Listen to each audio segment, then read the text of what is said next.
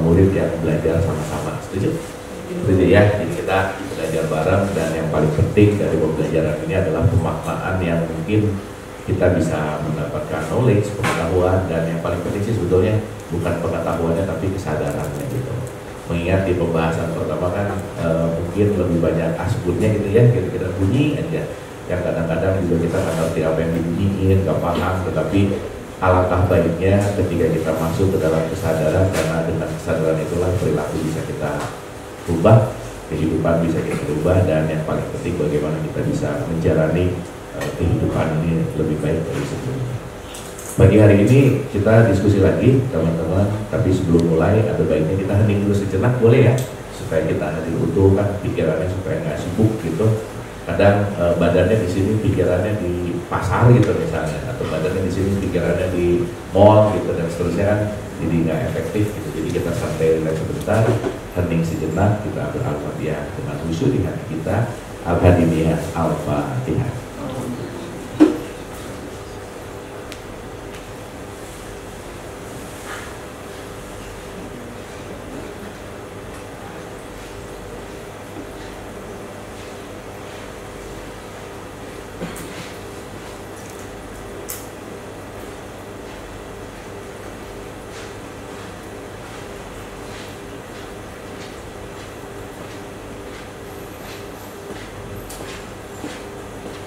Amin, amin, amin ya Allah. Oke, mungkin sambil pemantik aja, hari ini kita akan lanjutkan modulasi kita di pertemuan kita yang kedua gitu. Jadi kita masih pemanasan, masih basic gitu, dan saya rasa penting sekali untuk kita kembali ke dasar sebentar gitu ya, supaya ketika kita kembali ke dasar biasanya kita akan mendapatkan sesuatu yang esensial gitu. Oke, teman-teman, kita hari ini akan lebih mendalami, karena fokus kita itu kan adalah bagaimana kita belajar selalu mengenal diri gitu kira-kira. Contoh sederhana aja, yang paling gampang tuh menilai faktor orang lain atau menilai diri, itu yang paling gampang. Yang mana paling gampang? Nah, berarti jangan-jangan fokus kita kebanyakan eksternalnya lebih dari 90% gitu kira-kira. Tuh kan? Dan ketika kita terlalu sibuk keluar, jangan-jangan kita nggak terlalu kenal diri, yang jangan-jangan ini 99 lah ya, jangan-jangan kita cuma punya waktu untuk diri sendiri itu cuma 1% gitu. Makanya faktor eksternal kadang jauh lebih penting gitu. Makanya teman-teman kita ngerti ya, kenapa sekarang katakanlah ada stres, depresi, anxiety, karena kebanyakan orang justru malah pengen jadi orang lain gitu kira-kira. Melihat tetangganya gitu, pengen, melihat orang lain gitu, pengen, dan akhirnya segala bentuk yang di eksternal tuh jadi penting banget gitu. Dan akhirnya jangan-jangan kita nggak kenal nih kapabilitas saya apa, atau kemampuan saya apa, passionnya saya apa gitu ya. Akhirnya ya balik lagi tuh, kita banyak penolakan terhadap diri gitu. Dan hari ini banyak penolakan terhadap diri, yang kenapa? Karena pas sadar ketika kita scroll, lagi kerja, melihat teman lagi liburan, nah bete, oh dia liburan, gua kerja gitu misalnya. Dia belanja, kita lagi nggak punya duit, ya bete lagi gitu. Urusannya membandingkan terus gitu. Dan yang bahaya ketika membandingkan inilah salah satu bentuk di mana kita bisa masuk ke dalam level yang namanya depresi gitu. Jadi terlalu banyak membandingkan pasti nggak sehat. Dan pasti kita akan lebih banyak tidak mencintai diri lah dalam tanda petik. Pertanyaannya, gimana kita mau bersosialisasi baik dengan yang luar kalau kita tidak memiliki relationship yang baik dengan diri kita gitu kira-kira. Ya, nah jadi hari ini kita akan bicara lebih dalam lagi tentang mengenal diri kita. Oke, saya kaitkan dulu ya, karena kita ini sedikit masuk ke dalam teologis tradisi Islam. Kemarin kita udah bahas innalillahi wa inna ilaihi raji'un. Ini familiar banget ya kalimat ini? Familiar kan? Dan kemarin kita udah bahas bahwa konteks ilaihi raji'un itu kita bicara tentang pulang. Gitu kan? Nah, sekarang pertanyaannya, ketika ada pulang di sini dan kita lakukan apapun dalam konteks yang namanya hidup, berarti kan tidak mungkin apa yang kita lakukan itu kalau tidak semuanya berkaitan dengan yang namanya diri kita. Makanya kalau kita pakai teori apapun gitu ya, selalu diawali siapa mengenal dirinya, dia mengenal Tuhan, gitu kira-kira. Maka pengenalan diri adalah bentuk bagaimana kita mengenal Tuhan. Dan ketika kita mau pulang ke Tuhan dalam perspektif ini, gimana mau pulang kalau kita nggak kenal sama Dia, gitu kira-kira. Karena nanti Tuhan tuh ada dua nih, Tuhan yang menciptakan kita atau Tuhan yang kita ciptakan, gitu aja. Jangan-jangan kita menuhankan yang kita ciptakan terus gitu. Entah itu harta, jabatan, kekuasaan, status sosial, itu bisa dituhankan gitu. Makanya yang kemarin kita cerita, mungkin orang rajin sholat tapi tidak menuhankan Allah gitu. Buktinya habis sholat tetap korupsi gitu. Buktinya habis sholat tetap julid sama orang atau ngejelekin atau ngegosip dan seterusnya gitu. Artinya apa? Konteks yang namanya ritual itu belum tentu membawa kita menuju mengenali kepada Tuhannya gitu. Maka beragama bagus, tapi jangan sampai nggak kenal sama Tuhan gitu. Karena boleh jadi orang beragama tuh nggak kenal sama Tuhannya. Kenapa? Karena dia cuma melakukan dalam bentuk yang namanya ritual. Contoh. Kita dari kecil disuruh sholat, tapi pernah nggak diajarin sholat itu untuk apa? Tujuannya mau kemana? Esensinya apa? Lebih sering disuruh sholatnya atau dijelasin tentang sholat? Yang mana yang lebih sering? Disuruh. Betul nggak? Kita kehilangan why dalam beragama sekarang. Nggak ada why-nya gitu. Pokoknya ikutin aja. Dan begitu pokoknya ikutin, nggak ngerti, dilakukan, tapi nggak berdampak gitu kira-kira. Dan yang lebih menarik lagi adalah justru sekarang orang yang rajin ritual, yang taat itu dianggap sebagai sesuatu yang soleh gitu misalnya. Ih soleh banget ya rajin ke masjid gitu. Padahal dia rajin ke masjid mau nyolong sendal, bisa nggak? Bisa. Clear ya? Sehingga nanti kita ngerti bahwa value kita sebagai manusia itu tidak terletak pada ritualnya sebetulnya, tapi hasil dari ritual, hasil dari sholatnya gitu, hasil dari umrohnya. Sehingga ketika melakukan ritual tanpa menuju kepada hasil, maka konteksnya di sini kita sebut sebagai spiritual. Jadi ada ritual, ada spiritual. Saya kasih contoh. Garam itu bisa punya nilai karena dia asin, betul nggak? Kalau garam nggak asin, teman-teman beli garam nggak? Enggak. Berarti beli garam karena value-nya adalah asin. Berarti garamnya itu ada di level yang namanya ritual secara fisik, tapi asinnya itu selalu ada di dalamnya gitu. Ini value-nya ini nanti kalau kita bicara tentang si asin tadi, itu value-nya adalah pada ranah spiritualnya gitu. Nah berarti pertanyaannya ada ritual dan ada spiritual, berarti kalau kita berbicara diri, nanti kita mengerti bahwa diri kita ini memiliki lapisan demi lapisan, kita kira-kira. Sampai sini om. Sip. Diam-diam gini om ini. Clear ya? Dapat ya?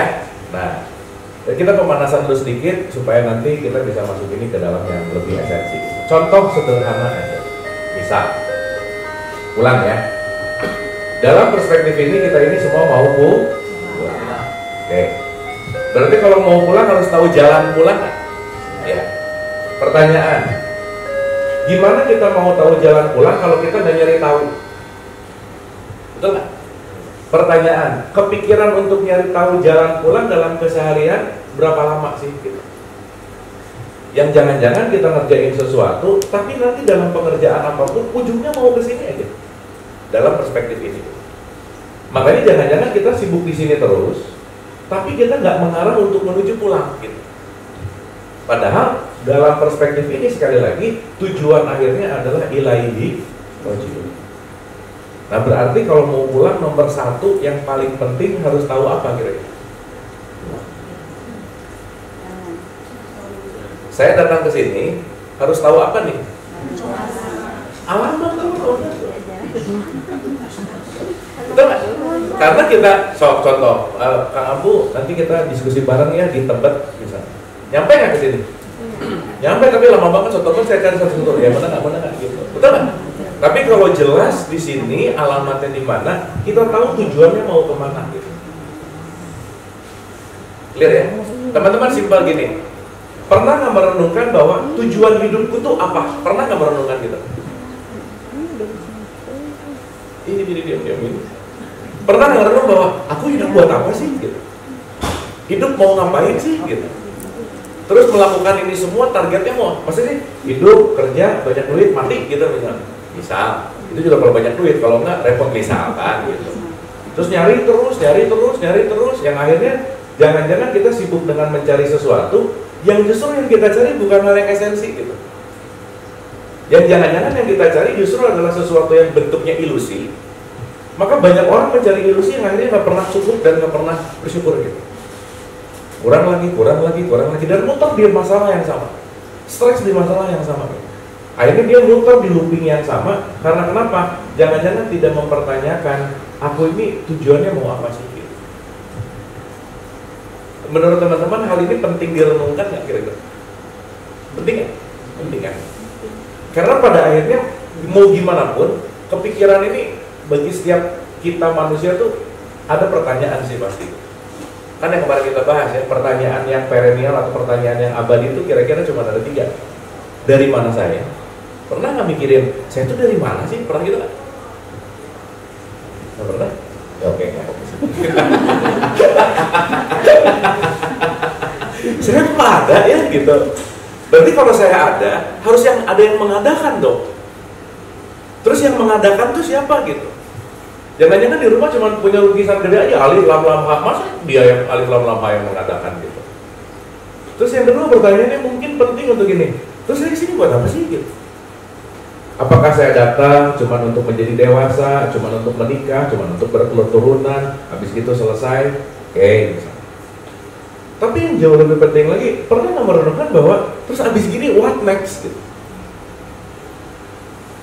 Gitu ya. Nah, saya rasa hal-hal ini yang penting untuk kita telaah karena bagaimanapun ya kita sekarang lagi dalam kondisi hidup gitu. Yang namanya hidup ada satu hukum besar yang disebut dengan yang namanya konsekuensi. Maka pasti segala bentuk hidup itu pilihannya atau apapun yang terjadi adalah konsekuensi. Atau mungkin udah ada yang mulai merenung, kenapa ya masalah saya gini-gini terus gitu. Kenapa kesini gini lagi masalahnya? Kenapa begitu? Itu lagi masalahnya. Akhirnya di sini dalam tanda petik ada kelelahan gitu. Tapi nggak dapat jawaban. Karena disadari atau tidak, based dalam psychological, semua orang ternyata apapun dalam hidupnya hanya mencari jawaban gitu. Disadari atau tidak? Banyak banget ternyata pertanyaan-pertanyaan di dalam diri kita yang nggak kejawab gitu. Nah makanya kenapa kita penting untuk belajar bareng, sharing, karena siapa tahu dengan melakukan ini ada yang jawab pertanyaan yang mungkin nggak disadari tapi dapat poinnya. Oh ternyata gitu. Karena kalau kita nggak pernah dapat oh-nya, berarti kita belum dapat pengertian dan pemahamannya gitu. Yang akhirnya kita hanya sibuk dengan rutinitas, tapi value hidupnya ya dalam tanda petik quote and quote gitu ya jangan-jangan tidak dalam ya gimana ya bahasanya, tidak punya value lah gitu kira. Karena ya maaf ya, kita ngomongin sekolah pelajaran agama tingkat TK SD aja. Pulang ke Allah itu yang paling penting jabatannya atau tabungannya, yang mana yang penting?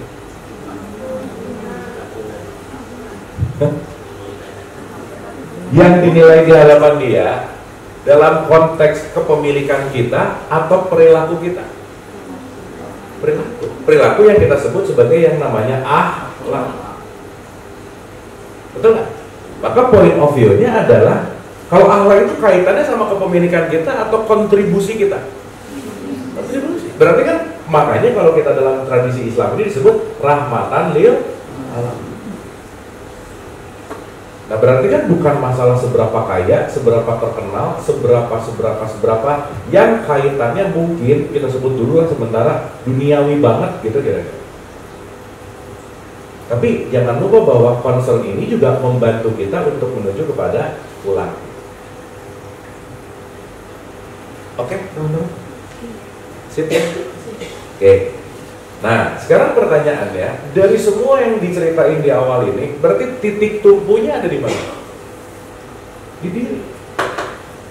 Karena teman-teman, gak bisa kita nggak bareng sama diri kita sendiri, benar nggak? Dan gak ada yang akan sayang sama diri kita kecuali diri kita sendiri. Titik, udah gitu, simpan baik-baik. Dan ketika kita craving sayang dari orang, ada kecewa aja udah pasti. Karena yang paling terpenting adalah bagaimana kita quote and quote memiliki relationship atau hubungan yang baik dengan diri.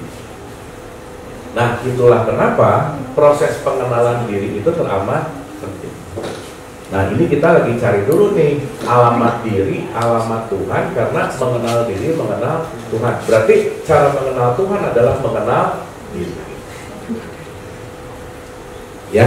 Nah, sekarang kita cek and recheck dulu nih. Silahkan. Di depan banyak ditanya nanti ya, nggak apa-apa ya. Kita cek and recheck dulu nih supaya simpel. Kalau kita bicara dalam konteks diri, simpel aja. Katakanlah kita sebut innalillahi wa inna ilaihi raji'un. Pulang. Pertanyaan. Yang pulang ke Allah tuh apa sih?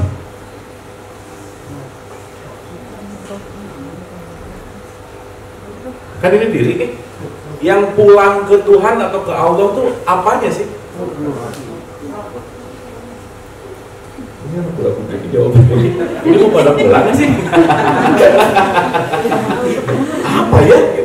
Udah. Ini dalam perspektif ini ya, pertanyaan. Kalau kita ngomongin ini nih, yang kelihatan, ini sesuatu yang bakal pulang nggak kira-kira? Hah? Tubuh. Oke. Berarti kalau kita bicara wilayah tubuh ini yang pulang ke dia bukan? Oke. Berarti kalau gitu, wilayah yang namanya tubuh, jelas ini hanya kendaraan. Betul nggak? Berarti pertanyaan saya, kalau dia sebagai kendaraan, ada dong penumpang intinya. Betul nggak? Ntar itu nanti namanya jiwa lah, roh lah, apa, nanti kita bahas pelan-pelan. Tapi sesederhana bahwa maksimal kendaraan ini tanah kusir aja, udah selesai. Betul nggak? Berarti kalau kendaraan ini adalah tanah kusir, berarti ketika kita bicara dalam konteks kepulangan, ada sesuatu yang jauh lebih esensial dari kendaraan ini, sesuatu yang konteksnya adalah, saya akan sebut dulu namanya sejati, gitu kira-kira. Atau diriku yang sejati. Sampai sini oke? Contoh aja. Kalau yang namanya sejati, itu kira-kira berubah nggak?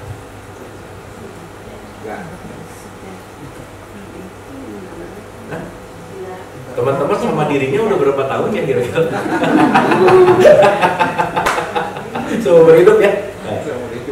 Ini seumur hidup kita belajar nggak beres-beres saja, karena pasti banyak sekali yang perlu kita temukan di sini. Makanya banyak orang yang belum menemukan dirinya karena kenapa? Sibuk main mulu keluar gitu masalahnya. Dia nggak punya waktu dan dia nggak menemukan power di dalamnya. Karena nanti kita udah bahas bahwa kita semua unik gitu. Nggak ada yang sama loh. Satu pun nggak ada yang sama. Jadi teman-teman kita semua limited edition, priceless. Udah priceless, limited edition, tapi aku mah apa sih? Nah udah itu tuh rendahin diri itu gitu. Karena dia nggak kenal aku tuh sebenarnya siapa gitu. Karena kenapa? Tatanan yang dia kenal hanya dalam bentuk sebatas fisik. Contoh ya, saya kasih contoh. Dalam perspektif bahasa Arab, sejati itu sering disebut fitrah. Pernah dengar nggak? Makanya habis bulan Ramadan kembali ke gitu. Jadi Ramadan ini adalah salah satu tempat di mana kita melepaskan semua yang tidak sejati menuju kepada sejati. Saya akan bagi dua, ada diri yang sejati, ada diri yang ilusi. Ya, contoh. Ini supaya gampang ya. Sesuatu yang bentuknya ilusi ini pasti dikasih dari faktor eksternal dan dia bisa berubah. Nggak fix. Contoh, teman-teman kalau ketemu orang baru ditanya, Anda siapa? Jawab apa? Nah, nama. Nah, namanya siapa Pak? Endang. Endang itu yang mana?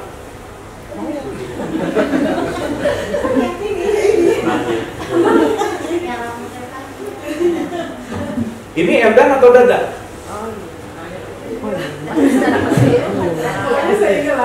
Nah, ayo, saya ini tuh yang mana? Betul nggak? Ya, betul nggak? Sekarang saya tanya, berarti nama itu sesuatu yang sejati atau yang ilusi?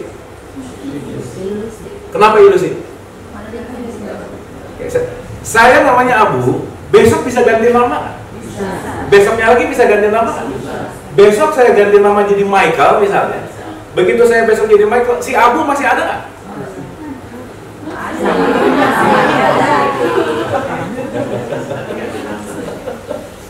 Betul nggak?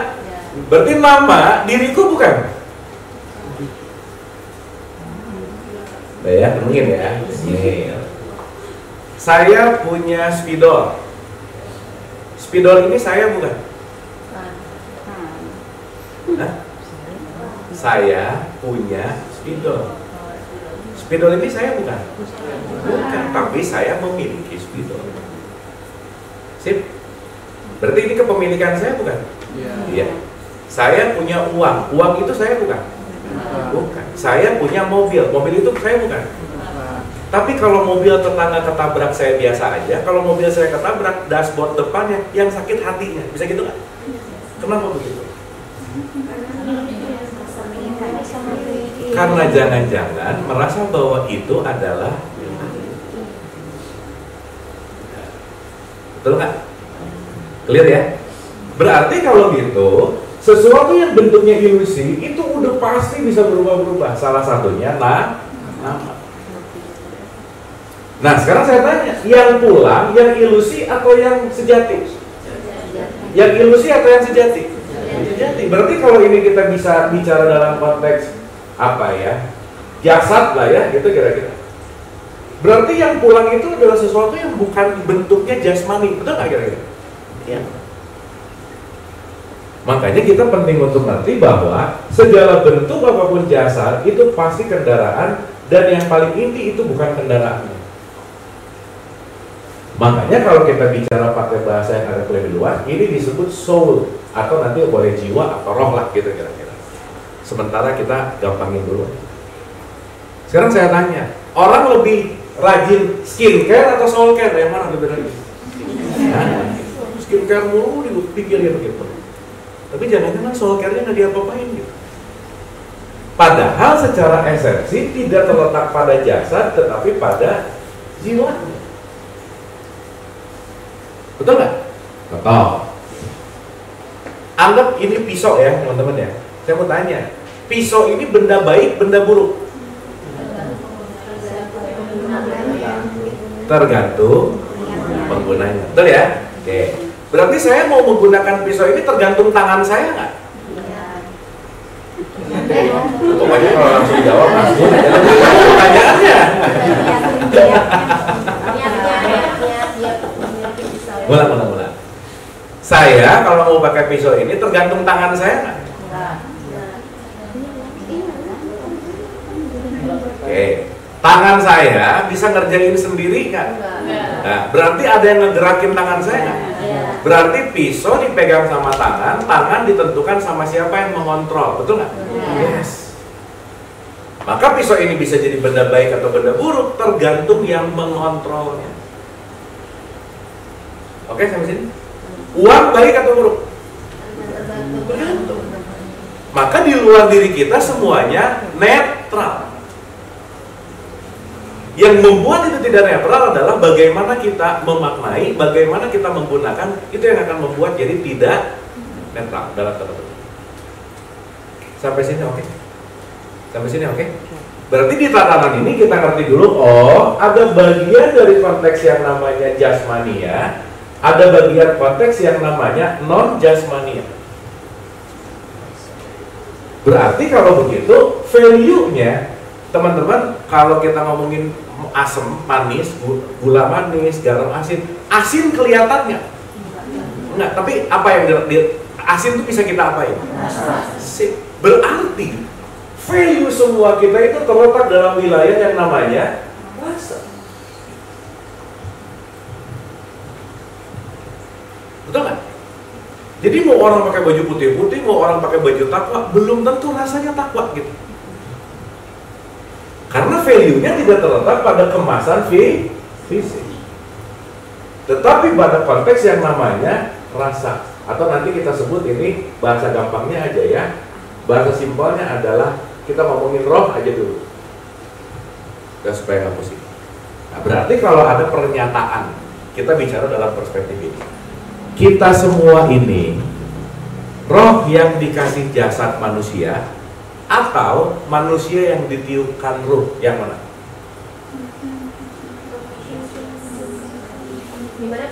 Ulang. Kita ini roh yang dikasih jasad manusia atau manusia yang ditiupkan ruh, yang mana?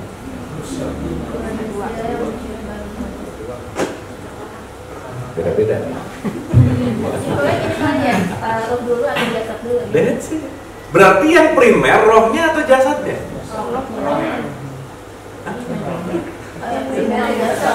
Hah? Kan yang pulang tuh berarti yang primer nggak? Iya dong. Maka ditiupkan roh. Betul nggak?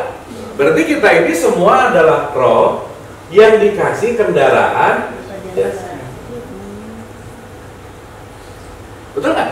Berarti yang primer itu rohnya atau jasadnya? Ini primer. Ini sekunder. Berarti yang penting rohnya atau jasadnya? Ini dua-duanya, kan ada dua-duanya ini.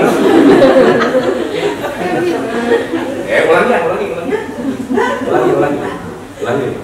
Yang primer itu roh, sekunder jasad. Tapi kalau ngomongin penting, dua-duanya harus ada nggak? Mau gimana kerja gerak nggak ada jasad roh doang. Oke nggak? Sekarang saya tanya simpel aja.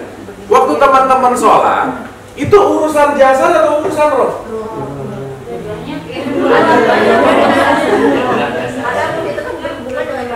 Jadi jasad itu kan mengikuti. Berarti kunci dari sholat itu sebetulnya rohnya atau jasadnya? Rohnya. Tapi sekarang yang terjadi fokus di sini. Buktinya Allahu Akbar, rakaat 2, rakaat 3 ya, Pak. Berarti kehilangan ini dong. Betul nggak?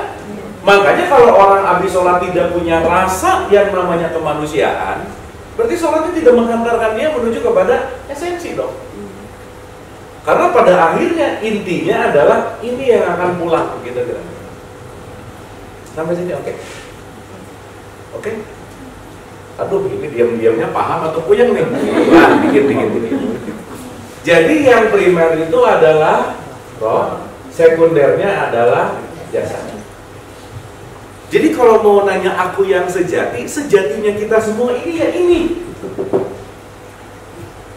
Jadi kalau mau pakai bahasa agak ekstrim, kita semua adalah roh yang dikasih nama, udah gitu aja. Soalnya kalau nggak dikasih nama, pusing. Roh ya semua gitu. Makanya dikasih nama satu-satu. Dan nama itu nanti bentuknya menjadi identitas. Sip? Identitas di bawah mati nggak? Iya, masa mikir identitas? Mati bawa KTP nggak? Enggak lah. Terus kalau malaikat tanya, "Woi, kamu agamanya apa? Islam, apa buktinya?" Aduh, KTP ketinggalan. Repot nggak? Repot. Berarti Islam itu terletak dalam wilayah identitas atau justru di wilayah yang primer? Maka yang jasadnya Islam belum tentu memiliki sifat Islami. Betul nggak? Oke, namanya. Jadi yang penting jasad atau rohnya? Dua-duanya.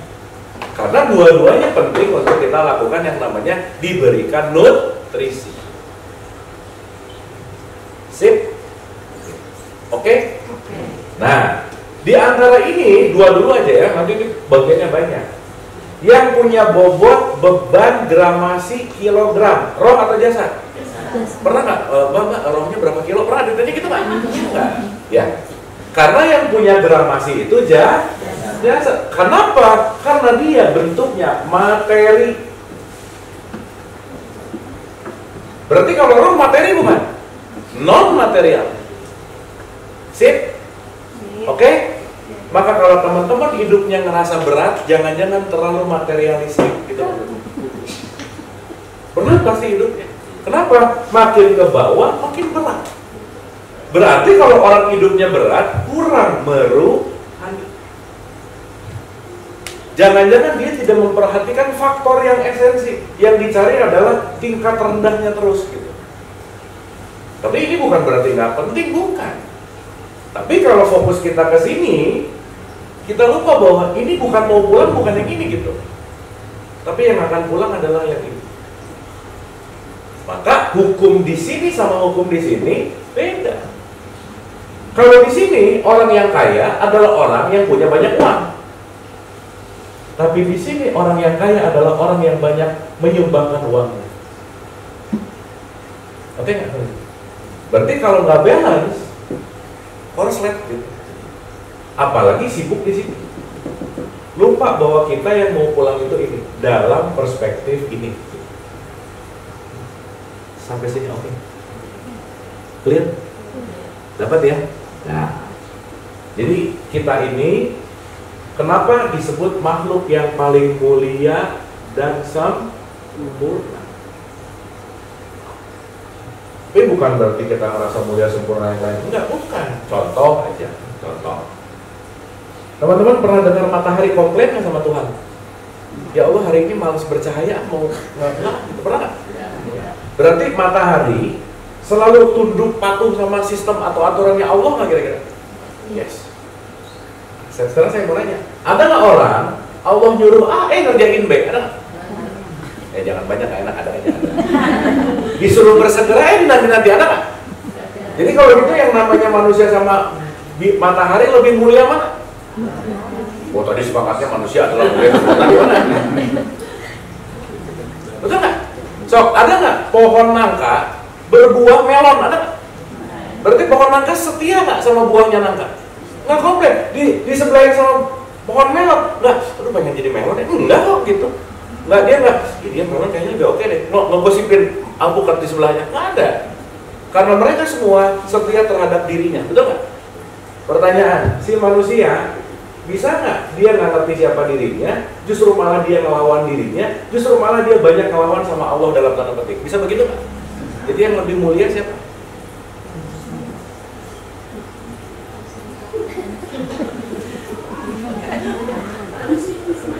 Tetap, kenapa?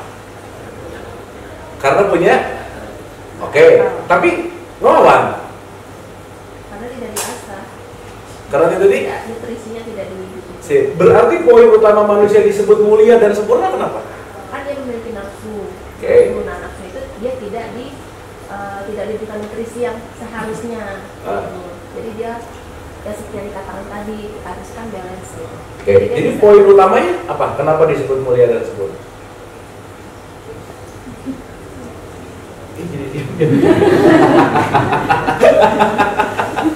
Satu teman-teman.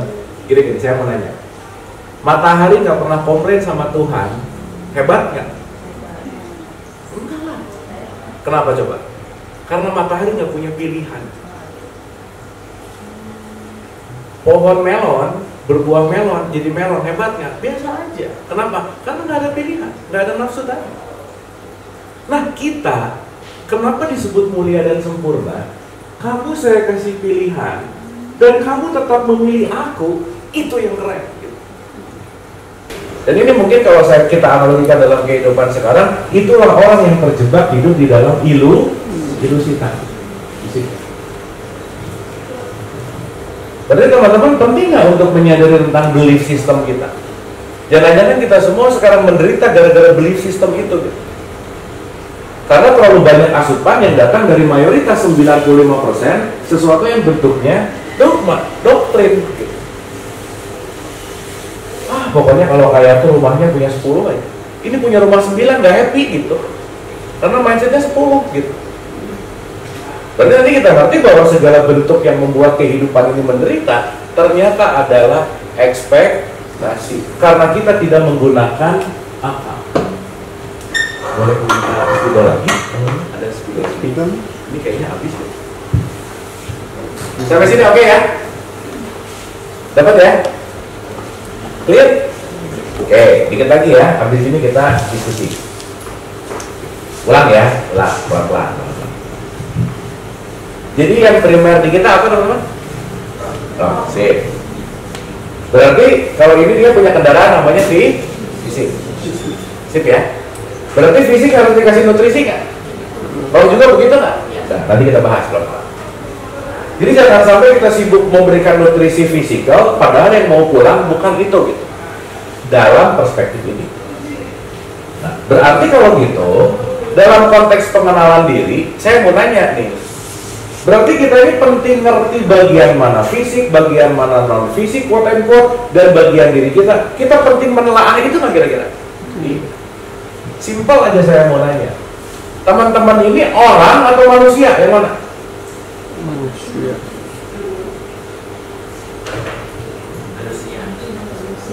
Ini mau jawab gimana? Soalnya saya nggak tahu bedanya orang apa loh. Sama. Hah? Yo. Seorang manusia atau semanusia orang? Seorang manusia. Seorang Manusia. Sekarang saya tanya, yang disuruh puasa orang atau manusia? Manusia. Boleh. Kacau, ini udah Ramadan berapa kali nih? Ya ayyuhalladzina amanu kutiba alaikumus kama kutiba alal ladzina min qablikum la'alakum. Apa artinya? Hai manusia beriman. Nggak ada. Benar nggak? Berarti yang disuruh puasa orang atau manusia? Jadi teman-teman orang atau manusia? Bagian dari seorang manusia. Bagian dari seorang manusia. Yang penting jangan orang-orang sawah aja ya. Jangan-jangan kita berkutat di wilayah ini, tapi nggak ke sini. Karena saya spill ke ujungnya aja ya. Tidak semua orang layak disebut manusia. Karena manusia itu bicara value. Sok lihat di semua jargon. Kita tingkatkan keorangan atau kemanusiaan. Sip ya. Makanya dosen saya ada salah satu profesor psikologi transpersonal, keren statementnya gini. Kang, saya tuh agak apa ya nih, mau ngaku manusia, kayaknya belum pantas deh. Kamu ini bukan manusia atau kamu ini bukan orang, mana? Bukan manusia. Berarti ini bicara tentang maka tidak semua orang layak disebut Manusia. Makanya Quran berbicara, hai orang-orang yang beriman. Maka ini tahapannya orang-orang keiman. Kalau manusia nanti tahapannya takwa namanya. By the way, orang beriman pasti takwa nggak? Ini kalau masih jawab pasti bahaya. Orang beriman pasti takwa nggak? Belum tentu, makanya disuruh puasa. Hai orang beriman, diwajibkan atas kamu puasa agar kamu menjadi orang yang kemuliaan di hadapan Allah dilihat dari imannya, dari takwanya. Inna akramakum indallahi atqakum. Orang yang KTP-nya Islam pasti berimannya. Apalagi gitu. Jadi kalau sekarang bangga dengan identitas Islamnya, belum tentu disebut manusia juga gitu, belum tentu. Maka kita tidak berbicara di wilayah identitas. Sampai sini oke. Sip ya? Oke ya? Nah, ini diingat-ingat. Saya kasih bintang 1 ya, saya mau balik ke sini. Nanti kita ngerti ya. Nah, teman-teman, pemanasan cukup ya kira-kira ya? Kita mulai? Ya, oke nggak ini? Oke ya? Ya, yuk kita mulai. Startnya cuma dari sini aja. Belum mulai.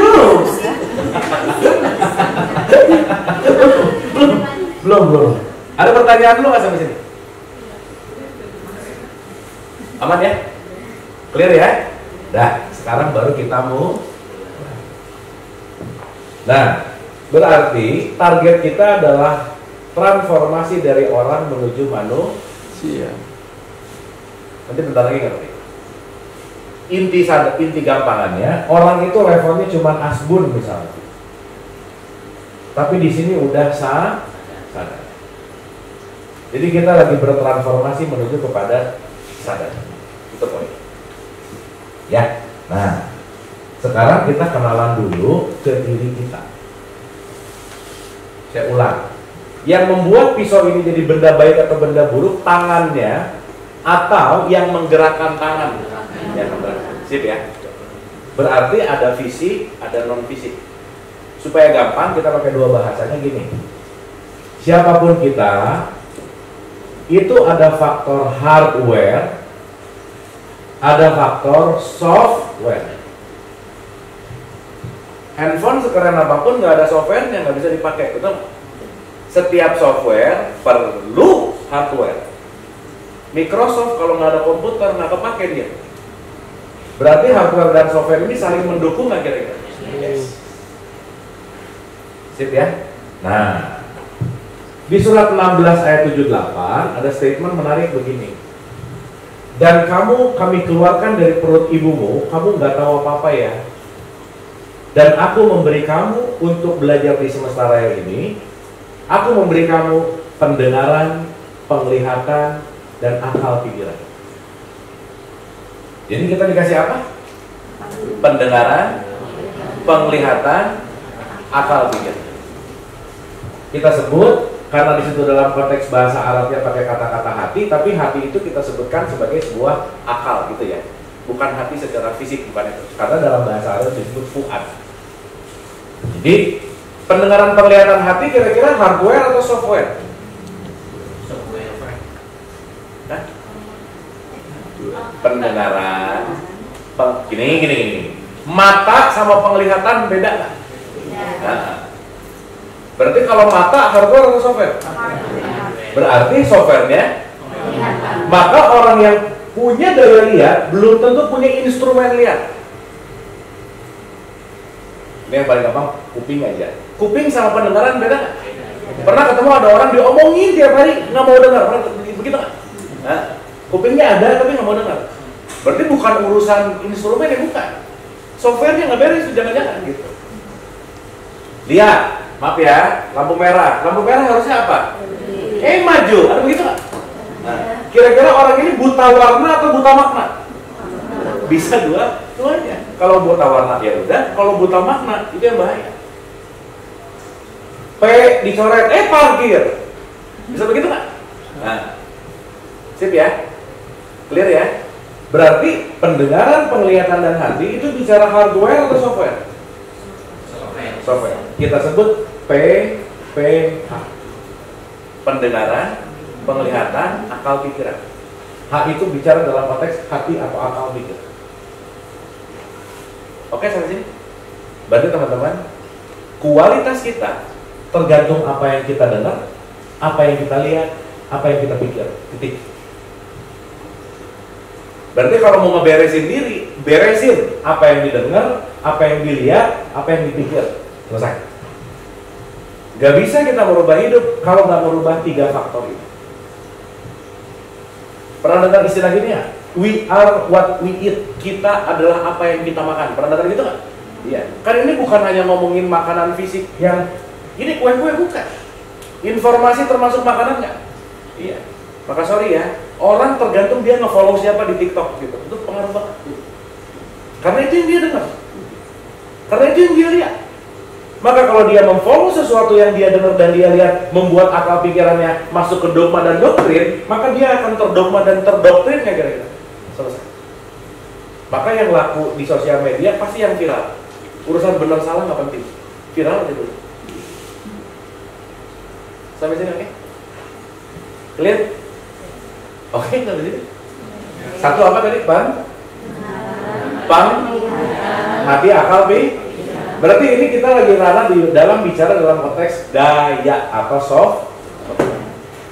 Jadi mata penglihatan bukan? Bukan. Instrumen lihat. Instrumen dengar. Jadi bukan karena kupingnya, tetapi karena daya dengarnya yang penting. Clear? Sip ya? Dah. Di surat 41 ayat 20, 24 ayat 24 ada tambahan. Dan aku memberikan kamu lidah, tangan, kaki, kulit. Lidah, tangan, kaki, kulit. Inilah yang disebut hard. Berarti urusan kita ngomong apa, tangan kita ngerjain apa, kaki kita melangkah kemana, dan kemasan ini mau dilakukan atau berbuat apa, tergantung dari PPH-nya nggak kira-kira? Iya.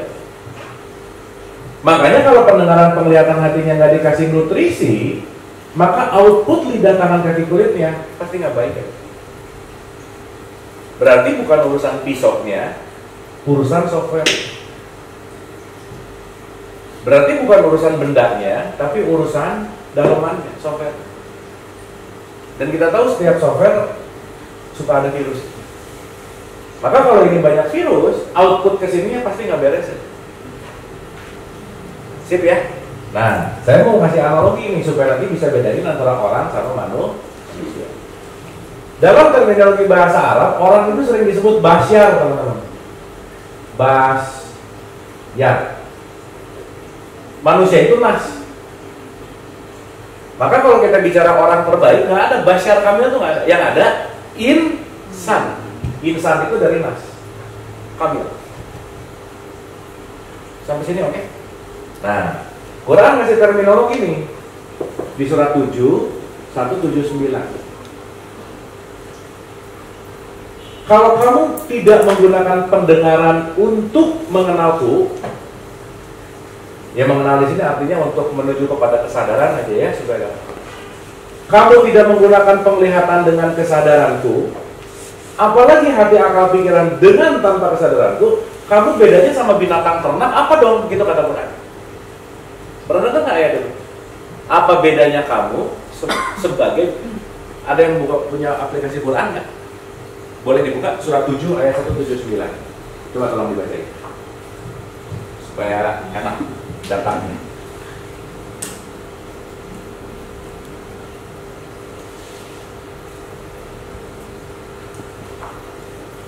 Ada? 7 179.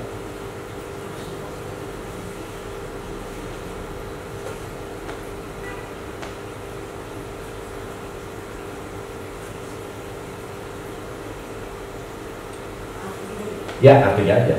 Saya bahasa Arabnya nggak ngerti juga kan kadang-kadang. Dan sesungguhnya kami jadikan untuk dalam kurung isi neraka jahanam kebanyakan dari jin dan manusia. Ya. Mereka mempunyai hati tetapi tidak dipergunakannya untuk memahami ayat-ayat Allah. Mereka mempunyai hati tapi nggak dipakai untuk kenal ini. Tadi mengenal ini wilayahnya adalah kesadaran. Jadi mungkin kita sederhanakan, nggak dipakai menuju kesadaran nih, gitu. Lanjut. Dan mereka mempunyai mata tetapi tidak dipergunakannya untuk melihat tanda-tanda kekuasaan Allah. Dan mereka mempunyai telinga tetapi tidak dipergunakannya untuk mendengar ayat-ayat Allah. Terus? Mereka itu sebagai binatang ternak, bahkan mereka lebih sesat lagi. Mereka itulah orang-orang yang lalai. Mereka itu sebagai apa katanya? Binatang ternak. Jadi maaf ya, bisa nggak bentuknya kayak saya, tapi value di hadapan Tuhan nggak beda jauh sama binatang? Bisa nggak kira-kira? Sip ya. Berarti kalau kita ngomongin basyar, ini basyar itu nggak jauh beda sama yang namanya binatang. Contoh, nanti kita bahas dalam evolusi, karena kita mau nggak mau produk dari evolusi. Contoh. Perilaku binatang ternak itu makan, minum, reproduksi tidak. Betul nggak? Berarti kalau kerjaan manusia nanti makan apa, minum apa, reproduksi. Makan apa, minum apa, reproduksi. Berarti apa bedanya kamu sama binatang ternak sih gitu? Betul nggak? Berarti maaf ya, bisa nggak yang bentuknya kayak gini, tapi ternyata value-nya tidak layak sebagai manusia karena kenapa? Ya kamu nggak jauh beda sama binatang sih. Gitu. Sampai sini oke? Sampai sini oke? Berarti kalau gitu, orang ini hanya dalam wilayah fisikal, tapi derajatnya belum masuk ke dalam wilayah yang namanya manusia. Gitu. Karena kalau udah di level manusia, pasti dia punya kesadaran ilahiyah. Berarti dia spektrumnya nggak cuma mikirin makan, minum, reproduksi. Contoh aja, coba lagi puasa. Kan niat kita puasa itu sebenarnya kalau kita tiap hari makan 3 kali, kamu jangan ngambil makan siang dong. Makan siangnya kamu kasihin ke fakir miskin. Supaya dengan melakukan ini, kamu bisa melakukan yang namanya ketakwaan nomor 1, yang namanya sedekah, katakanlah begitu. Berarti inti saya tidak makan karena saya mau ngelepasin makan siang untuk kasih ke fakir miskin. Itu nggak kira-kira? Iya dong. Tapi bangun sahur, itu begitu bangun, itu yang kepikiran, begitu bangun buka mata, nanti buka pakai apa ya, gitu loh. Baru bangun udah mikir nanti makan apa gitu. Jadi akhirnya jangan-jangan puasa cuma menjamak akhir makan siang, dikumpulin makan malam, apa bedanya sama ini gitu. Makanya Nabi Muhammad bilang, umatku banyak yang puasa sih, cuma dapat haus sama lapar aja gitu. Kenapa? Karena nutrisi ininya nggak dapat gitu. Yang dipikirin bukbar, yang dipikirin sahur bareng, masak, semua gitu aja. Terus apa sih ininya di mana gitu? Sampai sini oke. Berarti semua orang layak disebut manusia? Tergantung value sama sifatnya. Makanya buka tutup Quran setelah Al-Fatihah dimulai dari Al-Baqarah sampai An-Nas. Berarti mentransformasi dari kebinatangan menuju kepada kemanusiaan. Makanya perlu 114 jurus tuh Quran Raya. Makanya surat yang ayatnya paling banyak surat apa? Banyak banget PR-nya berarti gitu. Sampai sini oke? Kalau mau pakai lagi sederhana, tidak semua tentara itu jenderal. Ini tentara, ini jenderal. Berarti tidak semua manusia layak, tidak semua orang layak disebut manusia. Jadi kalau gitu saya mau nanya lagi, kita ini orang apa manusia? Dijawab aja di dalam hati masing-masing. Karena yang paling tahu value-nya adalah diri kita masing. Cuman karena Quran tadi ngajak kita untuk merenung, hati-hati loh ya. Kamu udah dikasih potensi manusia, keorangannya. Jangan sampai kamu membuat keorangan ini tetap dalam konteks value-nya dan naik. Sip, teman-teman? Clear ya? Oke ya? Terakhir, sebelum kita tanya jawab. Jadi software-nya apa? Pendengaran, penglihatan, hati, akal, pikiran, lidah, tangan, kaki, kulit. Teman-teman ngejaga 7 poin ini aman aja. Makanya nanti teman-teman akan ngerti kenapa tawaf 7 keliling, sa'i 7 hari, 7 rakaat, 7 berjamaah, 27. Kenapa ini penting banget? Nanti kita ngerti. Karena ini adalah salah satu pandangan basic value. Kita mau jadi orang atau manusia tergantung software yang kita lakukan, yang kita proses. Sip ya? Berarti mau merubah dari orang ke manusia, yang bisa merubah diri sendiri atau orang lain? Gimana caranya? Perbaiki software. Karena kalau softwarenya nggak beres, hardwarenya pasti ada. Kasaran kata ini udah high tech yang paling terbaik, tapi softwarenya masih pakai Windows 31 gitu misalnya. Padahal ini udah Windows 11 nih sekarang. Ini udah hardware yang tercanggih aja gitu. Tapi iOS-nya masih iOS lama gitu. Handphonenya 11 Pro Max, 15 Pro Max gitu. Tapi iOS-nya iOS 3 gitu misalnya. Ya kayak gitu. Maka perlu ada kesesuaian antara software dan hardware. Sampai sini oke? Sip ya teman-teman ya.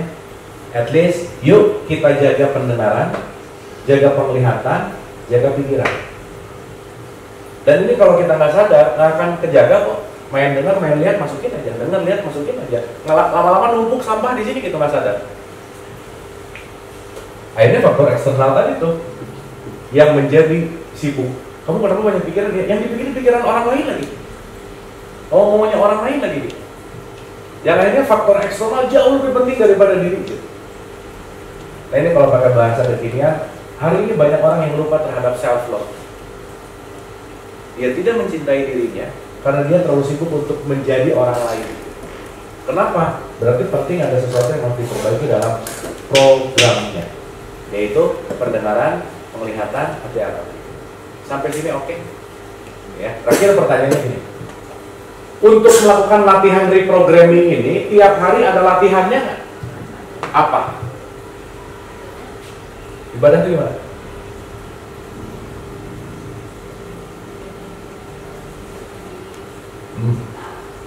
Contohnya? Sholat ada kaitan sama ini nggak? Sholat itu urusan software atau hardware? Dua-duanya. Dua-duanya. Awalnya mungkin dari awal basicnya itu niat gitu. Dari niat itu kan ada progres ya. Yes. Oh saya ingin niat ini perbaikan misalkan. Nah, nanti kan dari niat itu berarti kan ada apa ya sesuatu yang kita perbaiki gitu. Nah, dari perbaikan itu nanti akan ada sambungan gitu antara satu dan lain. Oke, nah latihannya itu apa? Dari mana dulu deh kira-kira? Silakan. Apa yang didapat dari pembelajaran ini? Poin-poin yang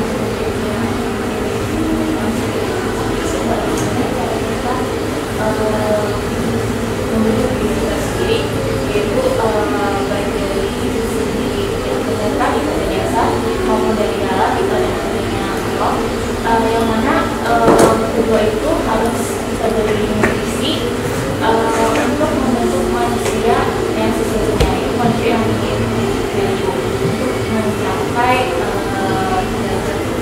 akhlak sebagai manusia, yang mana dalam membentuk dalam proses untuk membentuk akhlak ini kita dibutuhkan untuk memperbaiki memelihara dari segi sumber kita yang ada penglihatan, sementara akal pikiran, lalu juga menciptakan ini kita yang kita gunakan sebagai output itu ada dari tulis yang akan muncul akibat dari proses kerjasama antara kita dan pribadi dan menjadi kita menjadi manusia yang baik. Tepuk tangan dong, keren banget. Makasih. Tunjuk satu orang bro, yang paling dibenci aja silakan. Paling nggak suka aja. Hah? Nggak apa-apa, tunjuk aja. Siapa aja? Satu lagi, keren. Terima kasih. Reviewnya keren banget. Makasih. Silakan. Jadi ibu favorit di sini ya. Kemarin ditunjuk juga. Mangga ibu silakan. Tadi yang itu pilihan dan bisa pilihan itu ada konsekuensi. Jadi bukan akan menimbulkan kan kalau begitu itu sadar pilihan ini kondisinya A jadi gitu. Dan pilihan yang tadi kita semuanya dikatakan kembali kepada Allah itu yang terbaik. Jadi nyata banget ya kayak kita lihat itu berapa pilihannya kan kita mau yang mana. Ini juga banyak makanya yang mau yang mana juga pilihan semuanya. Dan tadi betul banget itu ada konsekuensi. Satu yang kedua sih tadi kembali ke bahwa kita jangan hanya melakukan aktivitas yang kudu ya pahami tidak juga baju burung ada gitu ya. Dan kan tadi mungkin kita istighfari kan maka kita jelas mungkin kita lihat apa yang tidak boleh sebenarnya apa yang tidak gunanya gitu kan. Hati melangkah kemana itu ya, jadi lebih ke esensi terlalu sekolah menjadi seperti itu ya, tidak hanya kita membaca bacaan tapi artinya kita nggak paham. Jadi kembali ke kesadaran semuanya apapun yang kita ucapkan kita lakukan semuanya harus paham esensinya apa. Dan kembali ke awal bahwa itu di sini kalau kita atur mau apa sih di sini apa buat main-main aja kita tuh mau kemana, tujuannya kemana dan bakal apa yang kita mau bawa. Karena mungkin intinya kan kita sementara ya dan kita akan kembali ke yang abadi selama-lamanya, yaitu kalau bakalnya itu mungkin tadi yang bisa dari aku ini intinya dari value kita yang kita bukan yang kita punya tapi kita ya dari akhlak dan kontribusi apa yang sudah kita lakukan selama hidup di dunia sebentar. Tepuk tangan dong, keren banget. Sip lah, dua-duanya mewakili. Terima kasih teman-teman, ibu dan bapak. Kalau nggak ada pertanyaan, cukup dulu kali ya. Karena ini nanti ada rekamannya kan. Nanti untuk next pertemuan, kalau bisa sebelum pertemuan ditonton ulang. Karena semuanya pasti akan nyambung. Tapi dapat sesuatu hari ini teman-teman? Dapat ya? Alhamdulillah. Terima kasih, semoga ada manfaatnya. Sekali lagi direnungkan, bukan hanya nambah pengetahuan, tapi kita transformasikan menuju perilaku kita. Mohon maaf lahir dan batin. Wabillahi taufiq wal hidayah. Assalamualaikum warahmatullahi wabarakatuh. Waalaikumsalam. Hatur nuhun, terima kasih. Tepuk tangan dong buat kita.